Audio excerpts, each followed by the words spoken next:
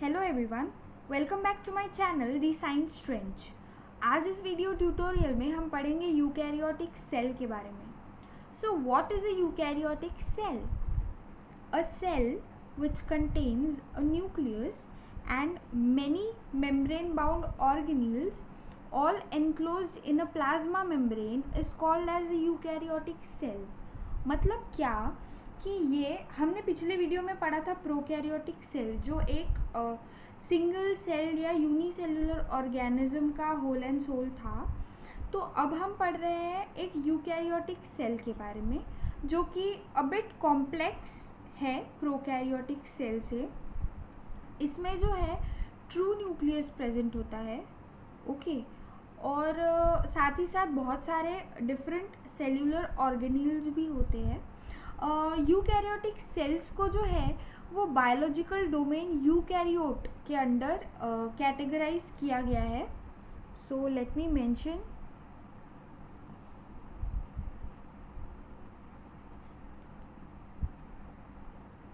Biological domain कौन सा है।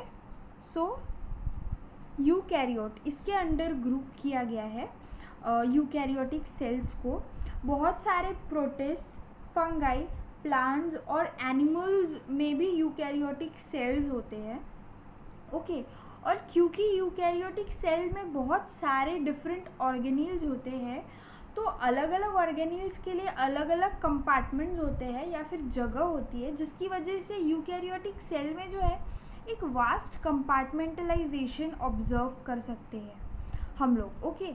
और साथ ही साथ इसका जो न्यूक्लियस होता है, it also contains nuclear membrane, जिसकी वजह से हम कहते हैं कि eukaryotic cell has a true nucleus. So हम कह सकते हैं कि it has true nucleus with nuclear membrane. Nuclear membrane होता है इसके अराउंड, जिसके अंदर जो है जेनेटिक मटेरियल जो है वो एनक्लोज्ड होता है। जेनेटिक मटेरियल जो है यूकैरियोटिक सेल्स में it is organised in chromosomes, ठीक है। The major thing here is that eukaryotic cells जो है वो सारे आइडेंटिकल नहीं होते। दो टाइप्स के यूकैरियोटिक सेल्स हैं, हम लोग कंसिडर कर सकते हैं, एनिमल सेल और प्लांट सेल। सो टू टाइप्स है,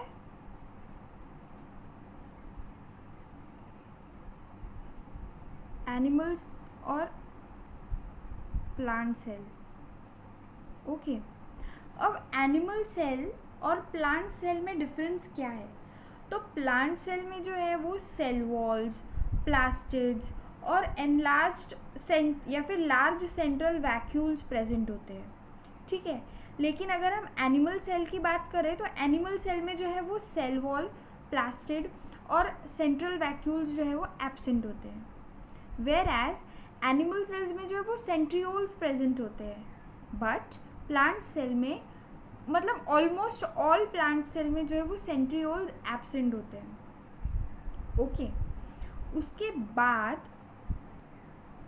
हम इसमें जो है एक कॉम्प्लेक्स लोकोमोटरी और साइटोस्केलेटल स्ट्रक्चर ऑब्जर्व कर सकते हैं। लोकोमोटरी मतलब उनके जो लोकोमोशन के लिए ऑर्गन्स या तरीके ये सेल्स यूज़ करते हैं, it is very complex, as well as जो साइटोस्केलेटल स्ट्रक्चर्स है वो भी कॉम्प्लेक्स होते हैं, which we will study ahead.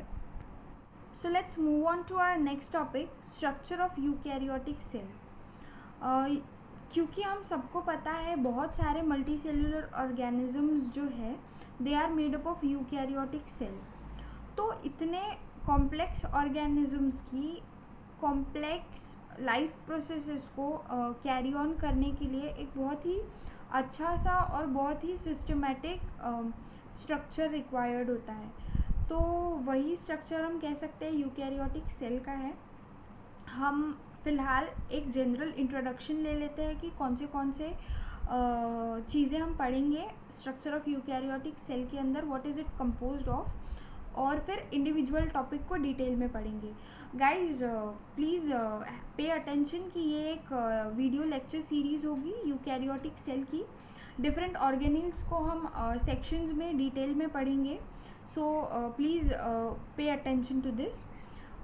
सबसे पहला है सेल मेम्ब्रेन। हमने पिछले प्रोकैरियोटिक सेल वाले वीडियो में भी देखा था कि prokaryotic cell is composed of glycocalyx, cell membrane और सेल वॉल। ये तीनों मिलके जो है सेल एनवेलप बनाते हैं, which play a very major role in protecting the cell. ठीक है, सो यहाँ पर ग्लाइकोकैलिक्स जो हमने पढ़ा था कैप्सूल या स्लाइम लेयर होता है, इट इज़ नॉट प्रेजेंट। इनमें सेल मेम्ब्रेन होता है, सेल वॉल प्रेजेंट होती है। उसके बाद एंडोमेम्ब्रेन सिस्टम होता है। एंडोमेम्ब्रेन सिस्टम में हम पढ़ेंगे डिटेल में कि endoplasmic reticulum, Golgi bodies, lysosomes, vacuoles, इन सब के फंक्शन क्या होते हैं, किस तरह से ये काम करते हैं और इनका स्ट्रक्चर क्या है, ओवरऑल सब देखेंगे।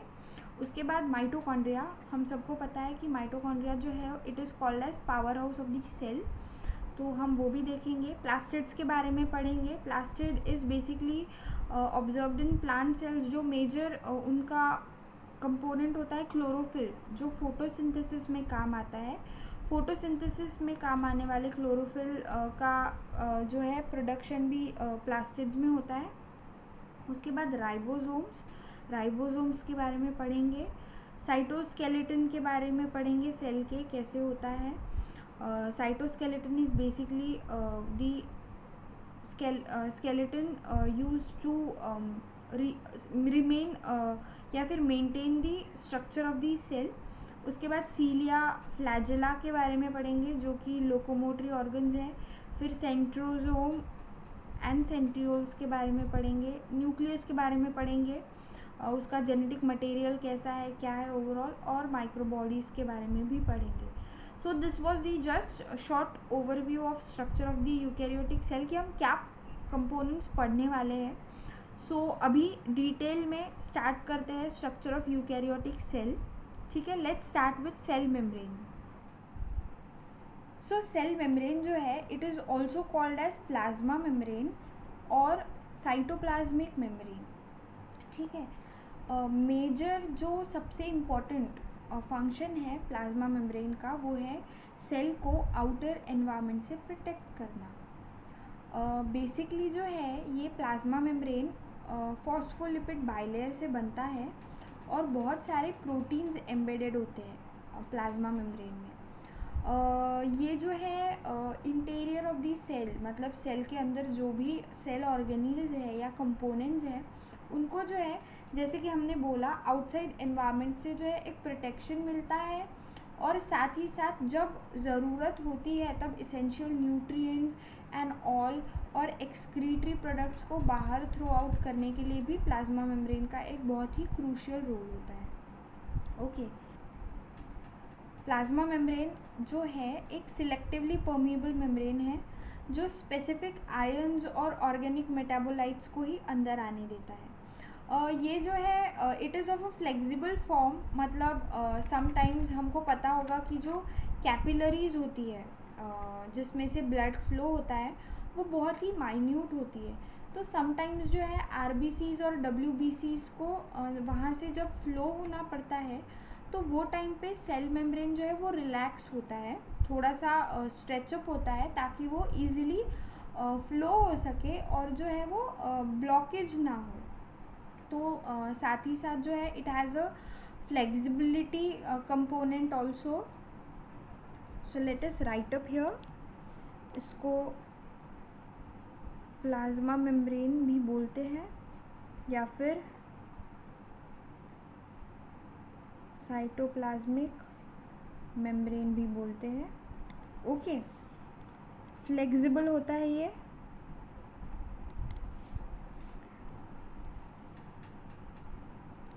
सेमी परमिएबल होता है, इसका प्राइमरी फंक्शन जो है वो है protect the cell. Okay, now one more important thing ये है कि ये सेल को प्रोटेक्ट तो करता है बट साथ ही साथ एक सेल का जो स्ट्रक्चर है, जो शेप है, उसको भी मेंटेन रखता है। जो साइटोस्केलेटन है उसको भी प्रिजर्व करता है, मेंटेन रखता है। Okay, now we all know कि एक टिश्यू जो है वो सेवरल सेल के कॉम्बिनेशन से बनता है। तो प्लाज्मा मेम्ब्रेन जो है वो एक्स्ट्रा सेलुलर मैट्रिक्स को अटैच करके जो है एक टिश्यू फॉर्मेशन में भी हेल्प करता है। This is a very important role of plasma membrane कि वो एक टिश्यू फॉर्मेशन में भी हेल्प करता है, और साथ ही साथ जो है प्लाज्मा मेम्ब्रेन जो है वो सेल पोटेंशियल भी मेंटेन रखता है। जैसे कि मैंने कहा कि प्लाज्मा मेम्ब्रेन जो है वो एक सिलेक्टिवली परमिएबल मेम्ब्रेन है, मतलब वो कुछ स्पेसिफिक आयन्स या मॉलिक्यूल्स को ही जो है सेल के अंदर एंटर करने देता है और सेल से बाहर निकलने देता है। सो मेम्ब्रेन ट्रांसपोर्ट जो है वो एक बहुत इम्पॉर्टेंट टर्म आती है यहाँ पर, मेम्ब्रेन ट्रांसपोर्ट। तो दो टाइप के मेम्ब्रेन ट्रांसपोर्ट्स होते हैं, एक होता है एक्टिव ट्रांसपोर्ट और एक होता है पैसिव ट्रांसपोर्ट। तो एक्टिव ट्रांसपोर्ट और पैसिव ट्रांसपोर्ट मतलब क्या? हमारी बॉडी में जो एनर्जी बनती है, अगर उस एनर्जी के यूटिलाइजेशन या यूज़ के बिना मॉलिक्यूल्स का ट्रांसपोर्ट होता है तो उसको बोलते हैं पैसिव ट्रांसपोर्ट। और अगर उन मॉलिक्यूल्स को ट्रांसफ़र करने के लिए या ट्रांसपोर्ट करने के लिए एनर्जी की ज़रूरत पड़ती है तो उसको बोलते हैं active transport. Active transport require energy, ठीक है, और पैसिव ट्रांसपोर्ट जो है वो नो एनर्जी, इसके लिए एनर्जी की रिक्वायरमेंट नहीं होती है। ये जो है इसमें एक मेजर टर्म आता है कॉन्सेंट्रेशन ग्रेडियंट। ओके, सो कॉन्सेंट्रेशन ग्रेडियंट मतलब क्या? इस डायग्राम में हम देख सकते हैं कि लेफ़्ट साइड पे जो है स्मॉल ब्लू मॉलिक्यूल्स का कॉन्सेंट्रेशन बहुत ज़्यादा है as compare to right side, ठीक है। और बीच में जो ये ब्लैक लाइन दिख रही है वो है से सपोज़ हमारा प्लाज्मा मेम्ब्रेन, ठीक है। अब प्लाज्मा मेम्ब्रेन जो है वो एक सेमी परमिएबल मेम्ब्रेन है, मतलब वो मॉलिक्यूल्स को इन एंड आउट ट्रांसफ़र होने देगा। तो अगर हम इस डायग्राम की बात करें तो यहाँ पर लेफ़्ट साइड पे जो ब्लू मॉलिक्यूल्स है वो कहाँ शिफ्ट होंगे? Obviously to the right side. क्यों? क्योंकि राइट साइड में जो है कॉन्सेंट्रेशन कम है। तो कॉन्सेंट्रेशन ग्रेडियंट मतलब क्या होता है कि जब तक दोनों साइड का कॉन्सेंट्रेशन इक्वल ना हो जाए, बराबर ना हो जाए, तब तक मॉलिक्यूल्स का मूवमेंट होगा, ठीक है। तो जब हायर कॉन्सेंट्रेशन से लोअर कॉन्सेंट्रेशन में मॉलिक्यूल्स मूव होंगे तो उसको बोलते हैं पैसिव ट्रांसपोर्ट। क्यों पैसिव ट्रांसपोर्ट? बिकॉज उसके लिए कोई एनर्जी की ज़रूरत नहीं है, राइट। ऑटोमेटिकली जो है हायर कॉन्सेंट्रेशन से molecules without any efforts lower concentration में फ्लो हो जाएंगे। बट अगर वही हमको लेफ़्ट साइड में जो ब्लू मॉलिक्यूल्स है उसको राइट साइड में जो ब्लू मॉलिक्यूल्स है उसको लेफ़्ट साइड में मूव करना होगा तो हमको एक प्रेशर अप्लाई करना पड़ेगा। हमको ज़बरदस्ती वो मॉलिक्यूल्स को ये ज़्यादा ब्लू मॉलिक्यूल्स के बीच में शिफ्ट करना पड़ेगा। तो जब हम ये चीज़ करेंगे तो हमको कुछ ना कुछ एक्सटर्नल एनर्जी प्रोवाइड करनी पड़ेगी उन मॉलिक्यूल्स को लेफ़्ट साइड के मॉलिक्यूल्स के साथ इन्वॉल्व कराने में। तो इस टाइप को बोलेंगे पैसिव ट्रांसपोर्ट। इसी तरह जो है डिफरेंट ट्रांसपोर्ट मैकेनिज़म्स इन्वॉल्व होते हैं इसमें, जैसे कि पैसिव ऑस्मोसिस एंड डिफ्यूजन, मतलब गैसेस के ट्रांसपोर्ट के लिए यूज़ होता है। Transmembrane protein channels and transporters, different small organic molecules होते हैं जिनके ट्रांसपोर्ट के लिए ये मैकेनिज़्म यूज़ होता है। उसके बाद है एंडोसाइटोसिस। एंडोसाइटोसिस बेसिकली क्या है? फिनोमिनन है जिसमें सेल जो है एक एंटायर सेल को एनगल्फ कर लेता है। सो इस एनगल्फमेंट के फिनोमिना को बोलते हैं एंडोसाइटोसिस। उसके बाद है एक्सोसाइटोसिस, जिसमें सर्टन सब्सटेंसेस रिमूव या सिक्रीट आउट होते हैं, जैसे कि हार्मोन्स, एंजाइम्स वगैरह। सो इस तरह की ये सारे सिस्टम्स जो है, बायोलॉजिकल मैकेनिज्म्स जो है, वो सारे सेल मेम्ब्रेन ट्रांसपोर्ट या सेल ट्रांसपोर्ट में जो है वो यूज़ होते हैं। जब हम प्लाज्मा मेम्ब्रेन के बारे में पढ़ते हैं तो एक बहुत ही क्रूशियल टर्म आती है, जो कि है रिसेप्टर्स। रिसेप्टर्स जो है वो सेल सिग्नलिंग में, मतलब सेल्स भी एक सेल से दूसरे सेल में मैसेज भेजते हैं। वी ऑल नो कि हमारी बॉडी में एक रिफ्लेक्स मैकेनिज़्म होता है। अगर हम किसी जलती हुई कैंडल को हाथ लगाएं तो हम लोगों का हाथ ऑटोमेटिकली पीछे हो जाता है। It is a reflex action. तो इसमें जो है वो सेंस कि नहीं, this candle flame is hot, और इसको हाथ लगाते ही हमारे हाथ का ऑटोमेटिकली पीछे हो जाना, ये हमारी बॉडी का एक मैकेनिज़्म है। तो कैसे पता हमारे बॉडी के सेल्स को कि हमने हाथ लगाया और वो कैंडल गर्म है और इसीलिए हमको हाथ पीछे ले लेना है? तो ये हमारे सेंट्रल नर्वस सिस्टम का काम है। बट हमारी बॉडी में जो न्यूरॉन्स प्रेजेंट होते हैं, नर्व सेल्स प्रेजेंट होते हैं, वो सेल्स भी एक दूसरे से कनेक्टेड होते हैं, और वो सेल्स भी एक सेल से दूसरे सेल में मैसेजेस भेजते हैं। ओके, इसको बोलते हैं सेल सिग्नलिंग। ये बहुत ही कॉमन एग्जाम्पल था सेल सिग्नलिंग का। जब हमारे बॉडी में कभी इन्फेक्शन होता है तो हमारी बॉडी में उसके अगेंस्ट जो है वो एंटीबॉडीज़ रिलीज़ होते हैं, कुछ केमिकल्स रिलीज़ होते हैं जो वो बैक्टीरिया को किल करे, और बहुत सारे एंटीबॉडीज़ भी रिलीज़ होते हैं। तो ये हमारे सेल में, हमारे बॉडी में सेल्स के कंबाइंड एक्शन से या वर्किंग से जो है पॉसिबल होता है। इसको भी बोलते हैं सेल सिग्नलिंग। सेल सिग्नलिंग मतलब बेसिकली एक सेल से दूसरे सेल में मैसेज भेजना। ठीक है, तो ये सेल सिग्नलिंग में जो है रिसेप्टर्स का बहुत मेजर रोल है।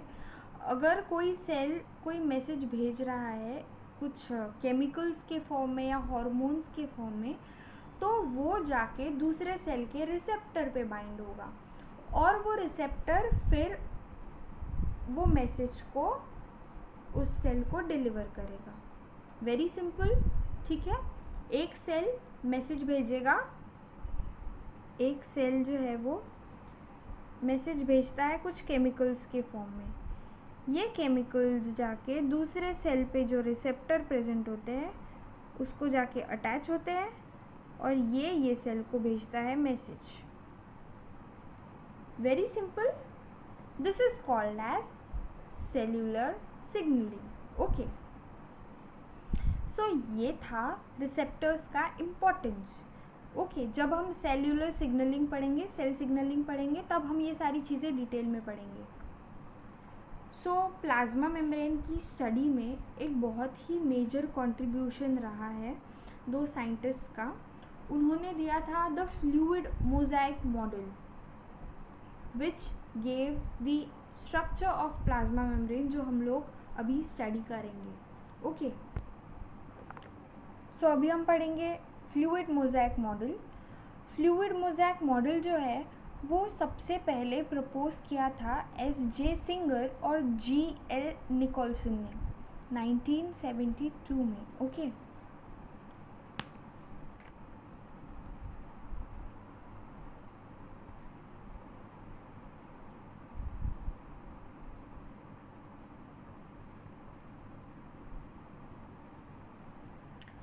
फ्लूइड मोज़ाइक मॉडल जो है वो अब तक तो बेस्ट तरीके से एक्सप्लेन करता है कि प्लाज्मा मेम्ब्रेन का स्ट्रक्चर और फंक्शन क्या है। Okay, and it is very easy to understand the fluid mosaic model. Basically अगर हम बात करें कि फ्लूइड मोज़ाइक मॉडल क्या कहता है, so it describes that plasma membrane जो है it is a mosaic of components. कौन से कंपोनेंट्स? फॉस्फोलिपिड्स, कोलेस्ट्रॉल, प्रोटीन्स और कार्बोहाइड्रेट्स। ठीक है, ये सारे जो है वो मेम्ब्रेन को एक फ्लूइड लाइक कैरेक्टर देते हैं। ओके, और इसी वजह से जो है इसको नाम दिया गया है fluid mosaic model. Fluid is for the fluid like character of the plasma membrane. Mosaic क्या है? So mosaic is the combination of components like phospholipids, cholesterols, proteins और carbohydrates. And model is simply overall arrangement of all these. ठीक है, इसीलिए इसको बोलते हैं fluid mosaic model. Basically जो प्लाज्मा मेम्ब्रेन है, it ranges from 5 to 10 nanometre in thickness और different cell types में, अलग अलग सेल टाइप्स में जो है प्लाज्मा मेम्ब्रेन का अलग अलग थिकनेस या कंपोजिशन होता है. ओके, क्या कहता है फ्लूइड मोज़ाइक मॉडल कि प्लाज्मा मेम्ब्रेन जो है वो बना है फॉस्फोलिपिड बाइलेयर से. ये तो हमको पता है. ठीक है, ये है फॉस्फोलिपिड बाइलेयर. ठीक है, ये इस फॉर्म में होता है विच कंसिस्ट ऑफ 2 पार्ट्स. ठीक है, this is a polar head जो कि होता है hydrophilic. Okay, and this is a non polar tail जो कि होती है हाइड्रोफोबिक. क्या है ये हाइड्रोफिलिक और हाइड्रोफोबिक? हाइड्रो मतलब वाटर, फिलिक मतलब loving. So this is a water loving and और ये है हाइड्रोफोबिक मतलब वाटर, फोबिक मतलब क्या होता है? फोबिया, डर. So water hating and. इसका जो है वो मेजर रोल होता है प्लाज्मा मेम्ब्रेन के फॉर्मेशन में. ये जो हाइड्रोफिलिक टेल होती है, it is expose to the outer environment because cell को सेवरल वाटर कंटेनिंग एनवायरनमेंट्स के कांटेक्ट में भी आना पड़ता है. So this is very important for the hydrophilic head to remain outside. और बाकी हाइड्रोफोबिक टेल जो है वो मतलब इनसाइड होते हैं, प्लाज्मा मेम्ब्रेन के इंटीरियर डायरेक्शन में होते हैं, दोनों साइड से सेंटर की तरफ मूव ऑन करते हैं. और वो 2 लेयर्स, क्योंकि this is a layer and this is another layer, तो ये 2 लेयर्स होते हैं, इसीलिए इसको बोलते हैं लिपिड बाइलेयर. ओके, और प्लाज्मा मेम्ब्रेन को कहा जाता है it has a lipid bilayer structure. ठीक है, ये तो हो गई लिपिड बाइलेयर. ठीक है, अब इस लिपिड बाइलेयर के अंदर जो है बहुत सारे प्रोटीन्स एम्बेडेड होते हैं. ओके, जो मेम्ब्रेन के इंटीरियर साइड पे है. This is outer and this is inner. Okay, ये सेल के अंदर का एरिया है और ये बाहर का. ओके, सो इस तरह से लिपिड बाइलेयर अरेंज्ड होती है और इस लिपिड बाइलेयर के बीच में जो है बहुत सारे प्रोटीन्स होते हैं. डिफरेंट टाइप्स के प्रोटीन्स होते हैं बेसिकली. जैसे इसको बोलते हैं पेरीफेरल मेम्ब्रेन प्रोटीन. ठीक है,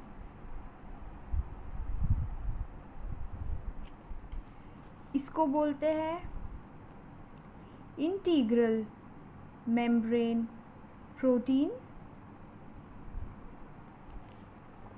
और ये जो है ये है प्रोटीन चैनल. अब इसको चैनल क्यों बोलते हैं? क्योंकि इसी प्रोटीन चैनल से इस सेमी परमिएबल, जैसे कि मैंने कहा था प्लाज्मा मेम्ब्रेन जो है वो एक सेमी परमिएबल मेम्ब्रेन है.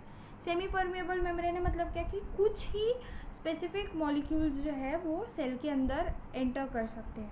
तो ये ऐसे बहुत सारे प्रोटीन चैनल्स होते हैं प्लाज्मा मेम्ब्रेन के अंदर जो डिफरेंट प्रोटीन्स को जो है वो in and out, different molecules को जो है वो सेल के अंदर और सेल के बाहर जाने देते हैं.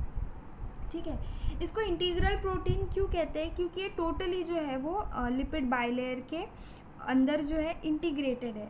इसको पेरीफेरल क्यों कहते हैं? क्योंकि ये जो है पेरीफेरी पे मतलब एक सरफेस में ही जो है वो प्रेजेंट है, ना कि पूरे बाइलेयर के थ्रू. ओके, इसलिए इसको बोलते हैं peripheral membrane protein. Got it? और ये आप देख रहे हैं इस तरह से जो है कार्बोहाइड्रेट, ग्लाइकोप्रोटीन्स, ग्लाइकोलिपिड्स जो है इंटीग्रेटेड प्रोटीन्स या इंटीग्रल मेम्ब्रेन प्रोटीन्स के साथ जो है अटैच्ड होते हैं, और ये मेम्ब्रेन के बीच में इस तरह से जो है कोलेस्ट्रॉल मॉलिक्यूल्स भी प्रेजेंट होते हैं। सो ये है स्ट्रक्चर ऑफ प्लाज्मा मेम्ब्रेन और फ्लूइड मोजाइक मॉडल। सो अभी हमने देखा था कि प्रोटीन चैनल प्रेजेंट होते हैं जिनके थ्रू सेवरल मॉलिक्यूल्स ट्रांसपोर्ट होते हैं। तो इन प्रोटीन चैनल्स के जो है हम कह सकते हैं 3 टाइप्स है। Let us see those 3 types of protein channels. So ये रहे 3 types of protein channels. So हमने अभी देखा था कि प्लाज्मा मेम्ब्रेन में जो है प्रोटीन चैनल्स प्रेजेंट होते हैं, ठीक है, जो इस सेमी परमिएबल मेम्ब्रेन के अंदर और बाहर इसेंशियल और नॉन इसेंशियल कंपोनेंट्स को, जो सेल के लिए इसेंशियल है उनको अंदर आने देते हैं और जो सेल के लिए नॉन इसेंशियल है उनको बाहर जाने देते हैं। तो इस सिलेक्टिवली परमिएबल मेम्ब्रेन के थ्रू जो मॉलिक्यूल्स का ट्रांसपोर्ट होता है वो इन पोर्ट्स के थ्रू होता है, इन प्रोटीन चैनल्स के थ्रू होता है। तो बेसिकली 3 टाइप्स के प्रोटीन चैनल्स हैं, ठीक है। सबसे पहला है सिम्पोर्ट। ये प्रोटीन चैनल जो है वो तभी ओपन होगा जब 2 molecules at a same time इसमें से पास हो, चाहे वो अंदर से बाहर हो या बाहर से अंदर हो। उसके बाद है एंटीपोर्ट। एंटीपोर्ट मतलब क्या कि 2 मॉलिक्यूल्स एक साथ अपोजिट डायरेक्शन में इससे पास आउट होने चाहिए, तभी ये पोर्ट या ये प्रोटीन चैनल उन मॉलिक्यूल्स को पास होने देगा और ओपन होगा।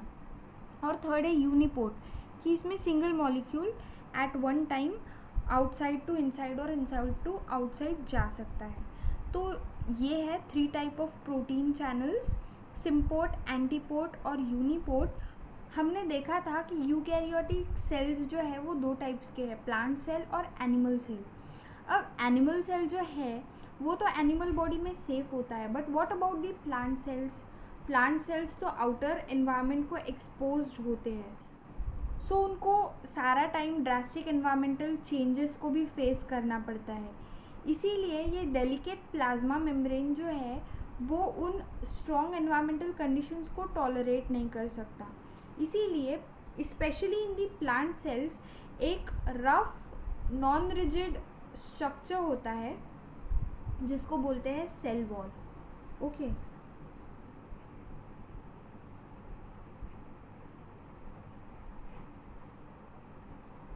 सो सेल वॉल जो है वो प्लाज्मा मेम्ब्रेन की आउटर कवरिंग है, specially in fungi and plants.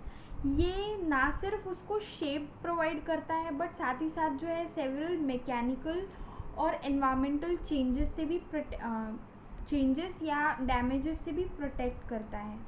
अगर हम एल्गल सेल वॉल की बात करें तो ये सेल वॉल जो है वो बनता है सेल्यूलोज, गैलेक्टिन्स, मैनिन्स, मिनरल्स जैसे कि कैल्शियम कार्बोनेट एंड ऑल से।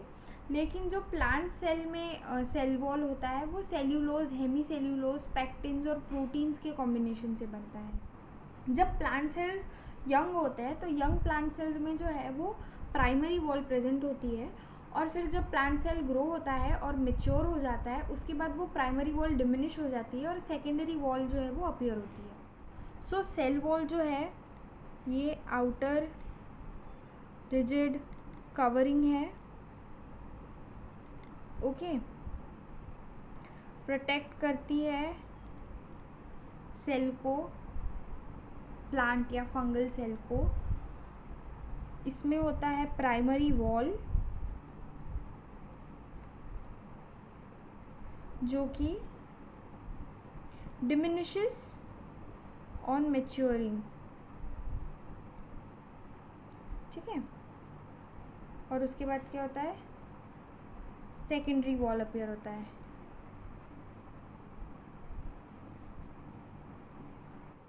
इन सेल्स में जो है मिडिल लैमेले प्रेजेंट होता है। मिडिल लैमेले बेसिकली एक लेयर है कैल्शियम पेक्टेट की जो कि सारे सेल्स को जो है वो एक दूसरे के साथ ग्लूड अप रखता है। So this was the plasma membrane and cell wall. हमने फ्लूइड मोजाइक मॉडल पढ़ा जो कि एक बहुत ही इम्पॉर्टेंट पार्ट है प्लाज्मा मेम्ब्रेन का। So in the next video we will be studying about the endo membrane system endomembrane system consist of endoplasmic reticulum, Golgi apparatus, lysosomes और वैक्यूल्स। तो हम नेक्स्ट वीडियो ट्यूटोरियल में endomembrane system के बारे में पढ़ेंगे। Hope you all have understand this video. If you guys have liked the video, please hit the like button, share the video among your friends, and definitely not forget to subscribe to my channel.